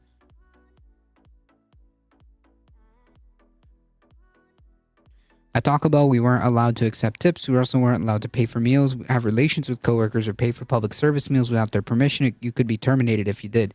Taco Bell has more has more stricter ethics. Has more stricter ethics than the fucking Supreme Court. Riddle me that. Square that circle for me. It says more about the U.S. education system than anything else. Yeah, but I have a feeling that this person isn't really interested in that. I think he's more interested in the whole race side of it. If you catch my drift, black people are just funny. What do you mean funny? You wanna elaborate on that? You wanna just elaborate on that? What do you mean by funny?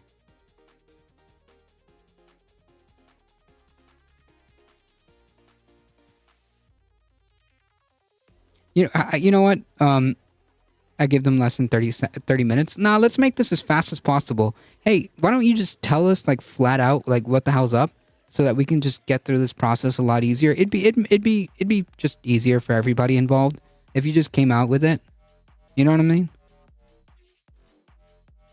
It would just be easier for everybody involved if you just came out with it, so we can just get it over with. Act like they're so suppressed, but even don't know where they originated from. What does that mean? Come on, just out with it.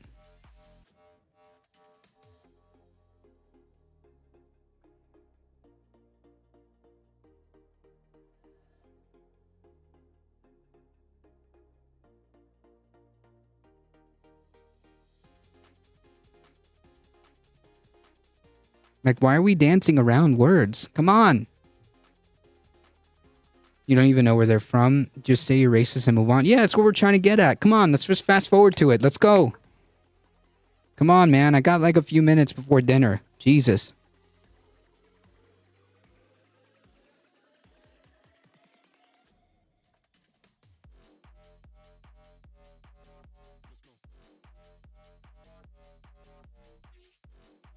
Yeah, at least subscribe too. Subscribe before you get banned. At least do that. Pay the troll toll.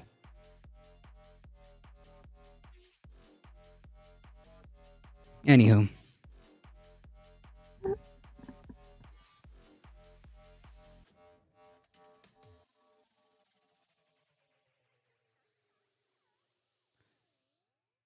Interesting when you start getting called out, suddenly you're silent. What's the matter? What's the matter?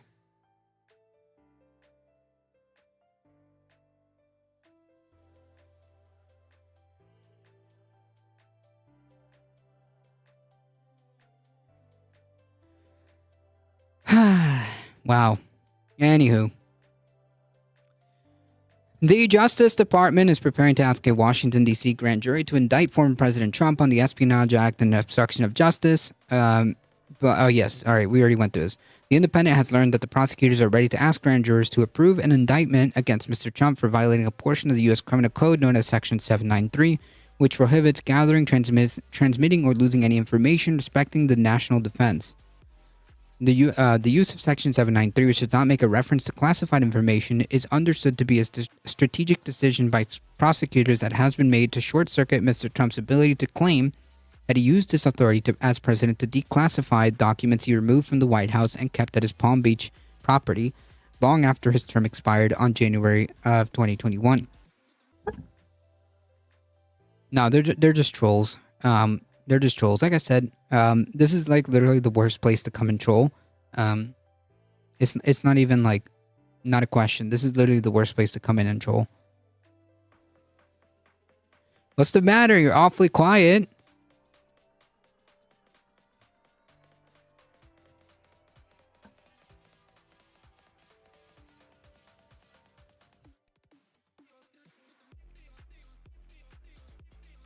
If you're gonna troll, at least be funny. Yeah, but conservatives can't be funny.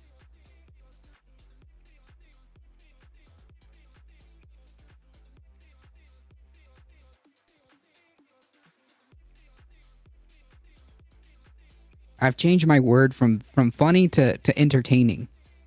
I mean, if I am gonna play with my food, at least be entertaining. They could have at least admitted they were racist before they left. I mean, like, they're cowards. Racists are cowards.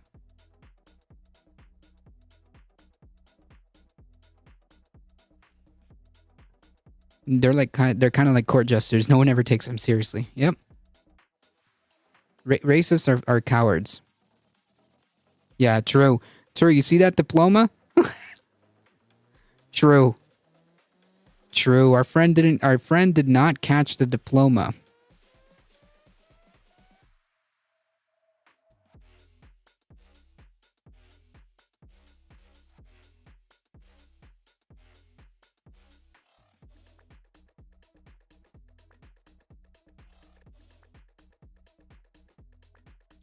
Anywho. Yeah, but with jesters, if you weren't funny, you'd be in prison. True. Debate me, bro. No, you can't. No, I'm not gonna fucking debate you. All right, listen. Don't be chat. Chat. Don't be this guy. Don't be that guy. All right, we're gonna have to do it. Sorry.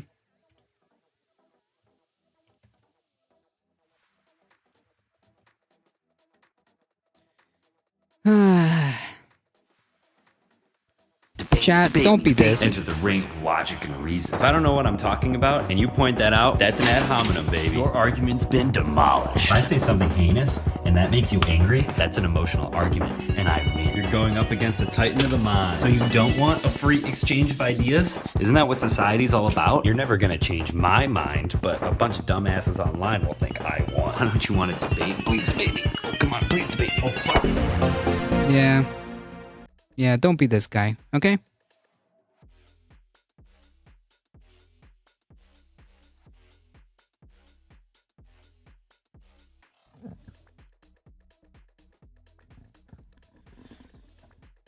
That section of U.S. criminal law is written in a way that could encompass Mr. Trump's conduct even if he was authorized to possess the information as president, because it states that anyone who lawfully having possession of, access to, control over, or being entrusted with any document related to the national defense and, quote, willfully communicates, delivers, transmits, or causes to be communicated, delivered, or transmitted, or attempts to communicate, deliver, transmit, or cause to be communicated, delivered. Jesus, legalese is horrible.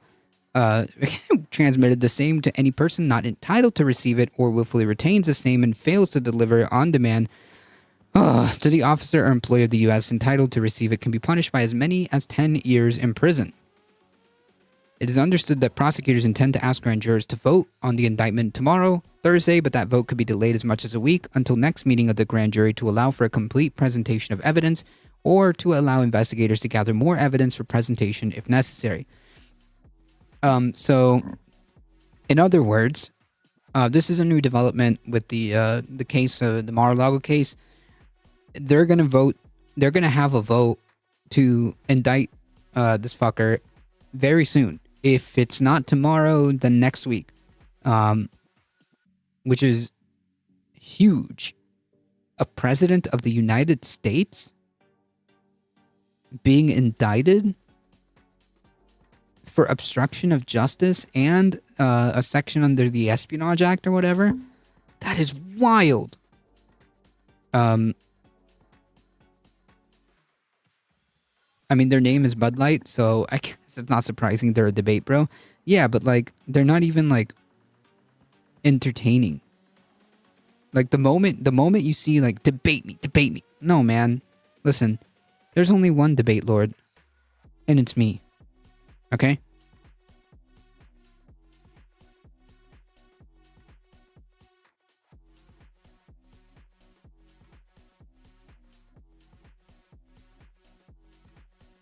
And like literally the first thing this fucking clown does is go on Discord and post like completely inappropriate completely inappropriate shit.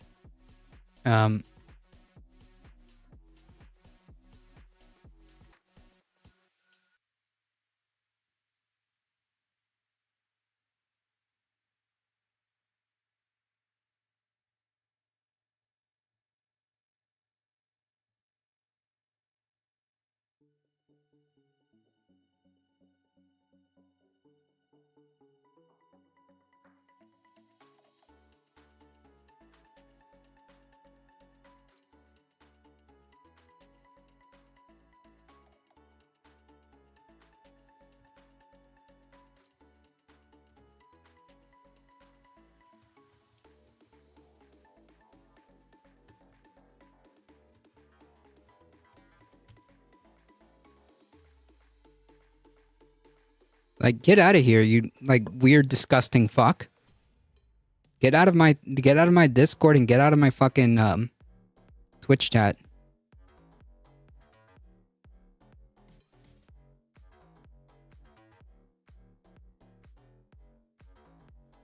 Debate me and then like puts highly inappropriate images in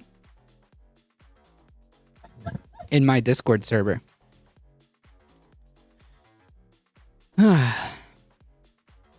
Sad. This is their best, folks. This is it. This is literally the right-wing intelligentsia. This is the pinnacle of right-wing intelligentsia.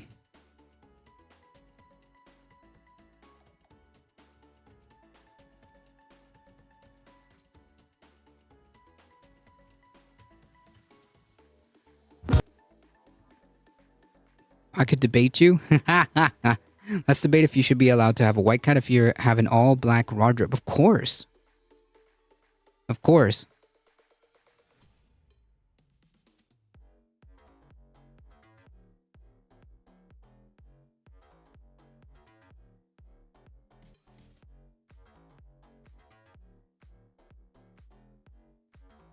Buttershave, my cat would like to debate whether he deserves extra treats. I say he does not. That is horrible.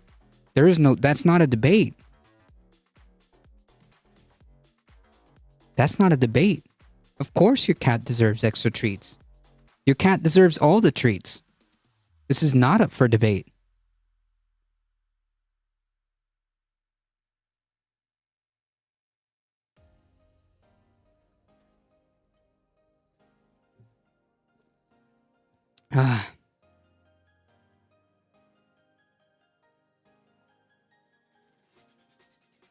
But he's already had some and he's kind of mean. Well, he's kind of mean because he hasn't had all the treats.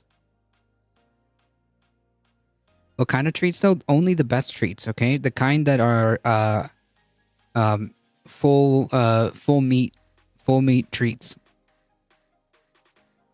Hangry. There you go. All right, folks, focus. Focus, chat. Jesus. They're actually very fancy beef and crab ones. Nice. Cats living the life.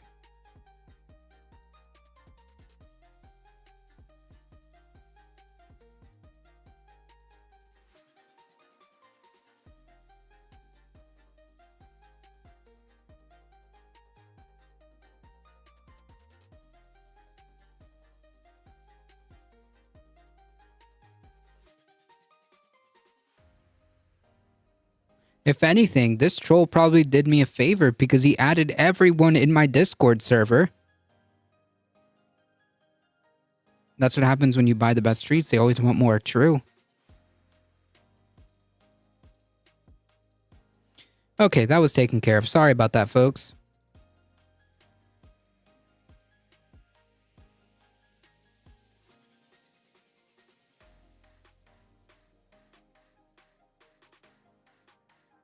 CNN CEO Chris Licht was fired? Ha! Honestly, I don't know much about him, so I don't know. I think David Dole has a video on that. Anywho. That didn't take long. Wasn't he like CEO for only a few months?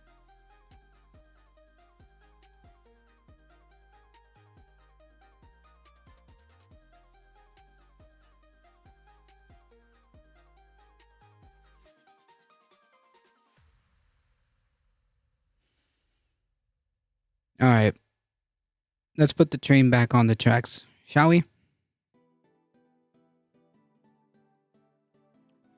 It is understood that prosecutors intend to ask grand jurors to vote on the indictment on Thursday, but that vote could be delayed. Yada, yada, yada. Okay, yes, we did go over this. A separate grand jury that is meeting in Florida has also been hearing evidence in the documents investigation. That grand jury was impaneled in part to overcome legal issues posed by the fact that some of the crimes allegedly committed by Mr. Trump took place in that jurisdiction, not Washington. Under federal law, prosecutors must bring charges against federal defendants in the jurisdiction where the crimes took place. Another source familiar with the matter has said Mr. Trump's team recently informed that he is a, quote, target of the Justice Department probe, which began in early of 2022 after National Archive and Record Administration officials discovered more than 100 documents bearing classification markings in a set of 15 boxes of Trump administration records retrieved from Mar-a-Lago, the century-old mansion turned private beach club, where President Trump, where Mr. Trump maintains his primary residence and post-presidential office.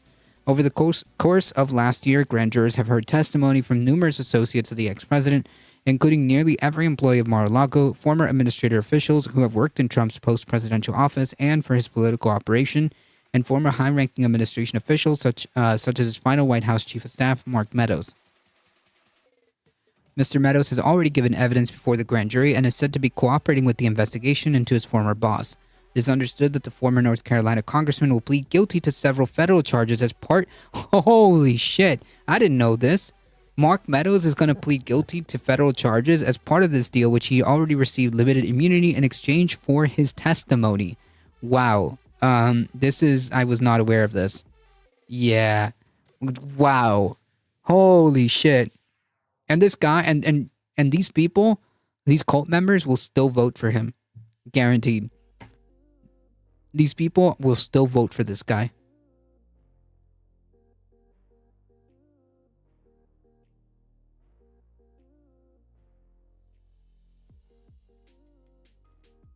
Wow. It is not yet known whether the testimony or charges in question relate to the document probe or a separate investigation to the January 6th insurrection. January 6th insurrection on the Capitol. Both investigations are being overseen by Department of Justice Special Prosecutor Jack Smith. I'm going to guess charges from Meadows would be January 6th related. Maybe. The Independent had contacted Mr. Meadows for comment. According to ABC News, Mr. Meadows has given evidence in both the document matter and the January 6th investigation. Maybe you're right, Buttershave. Maybe you're right.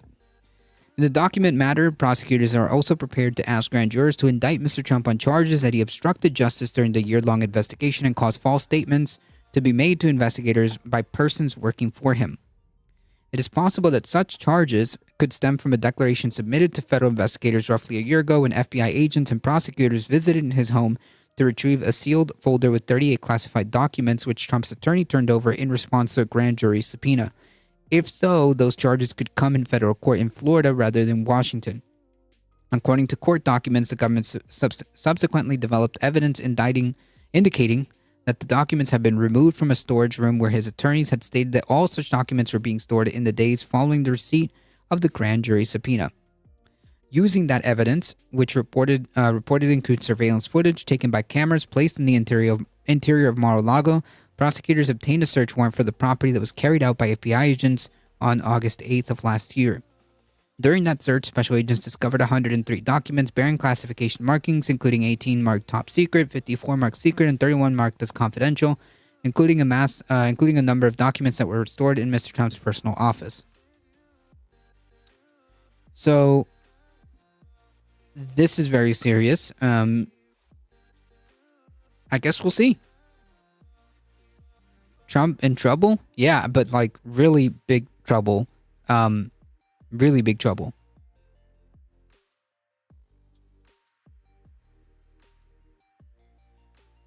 Really big trouble. This one, I was gonna go over this story. Buttershave, thank you for the follow. I appreciate it. But we've all seen the images of the brawl that happened in California. At the end of the day, the school board still voted to recognize Pride Month, so all these fucking like bigoted people can get fucked. Absolutely wrecked. But it is disturbing to see the images that we've seen. And like, it's very clear. It's very clear to these fucking like far-right people what the idea was here. They just wanted violence. That's it. They just want violence. That's it. This is a Proud Boy trying to cross over and getting angry at police because he wouldn't let him. Said to go on the side. I don't care what they said. You're going northbound. The cop just said to go on the side. Sure? It's a public sidewalk. It's a public sidewalk. Fucking hit me. It's a public sidewalk. This is an unlawful assembly. That's an unlawful assembly. Not right here. It's public sidewalk. Get back. It's public sidewalk. Get back. By the way, this person has been known to throw a sand-filled water bottle at people's faces, by the way. If I'm correct. If I'm correct, if it's the same person.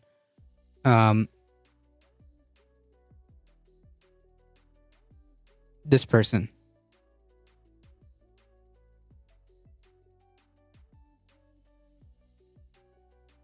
Just get off the sidewalk. It's not worth it. It's not worth it. It's actually not worth it. You have a lot to deal with. The law's always gonna win. The fucking public sidewalk. Go northbound. Go northbound. Go northbound. Go northbound. I'm already walking. Why are you repeating yourself? You saw me fucking walking. We're good. We're good. Big mad. Big mad that he couldn't get to the counter protesters after that massive brawl.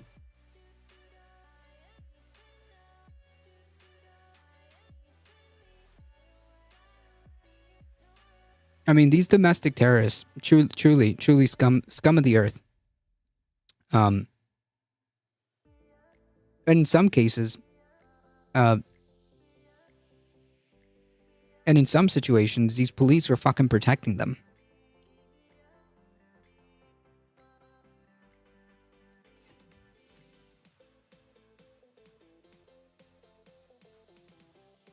Anyways, they lost. Because the school board voted to recognize Pride Month anyways. So, yeah, get wrecked.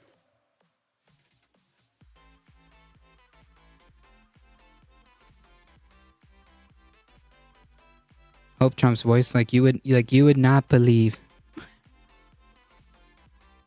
So, silver lining there, okay?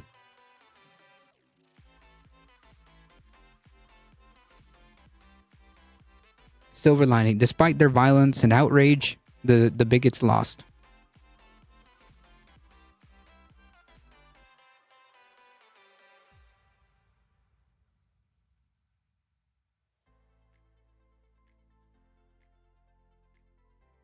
You can watch like the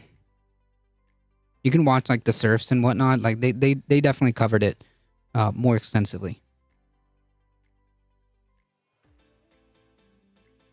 All right, folks, I gotta get going, as it should be. Yep. I gotta get going because I'm actually very hungry.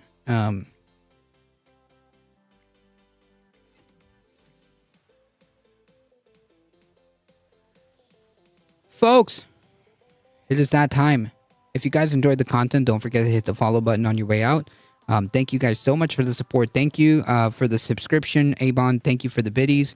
Thank you for the follows. I appreciate it. For the new folks, thank you guys so much for hanging out. I appreciate it. And if you guys enjoy the content, spread the word far and wide. Also, as I was talking about earlier, if you guys have a moment, head on over to the YouTube channel. I'm going to start reminding people that if you guys have a second to please subscribe to the YouTube channel. It really does help us out and provides a secondary home in case something happens. With Twitch, we just don't know. But if something were to ever happen on Twitch or to Twitch, then we always have a backup. Meanwhile, I figure out what the contingency is here if I ever had to stream solo. Meaning like just literally make a stream completely run on my own. No platform other than the streaming service. But yeah, anything like that, at least YouTube will provide a backup plan for now. So if you guys have a moment, hit the subscribe button. Helps us out. Spread the word far and wide. Bring a friend. We're here Monday through Thursday, 5 p.m. Eastern Time. As always, folks, please stay safe. Please take care of each other. I love y'all, and I hope to see you guys in the next one tomorrow, 5 p.m. Eastern Time. See ya.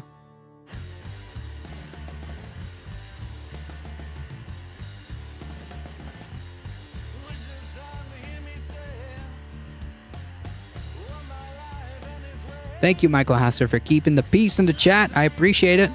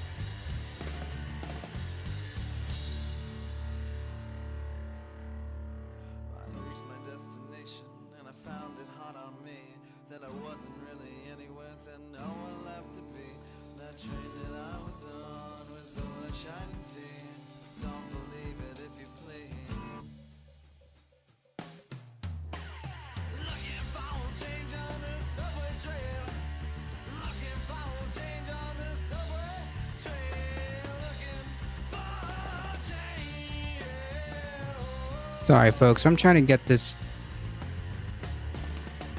raid going.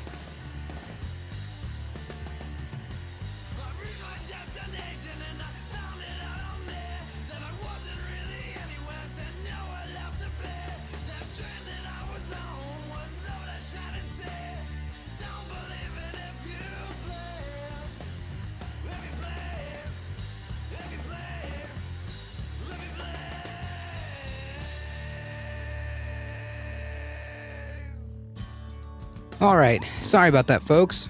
We're heading out in 5, 4, 3, 2, 1. See ya.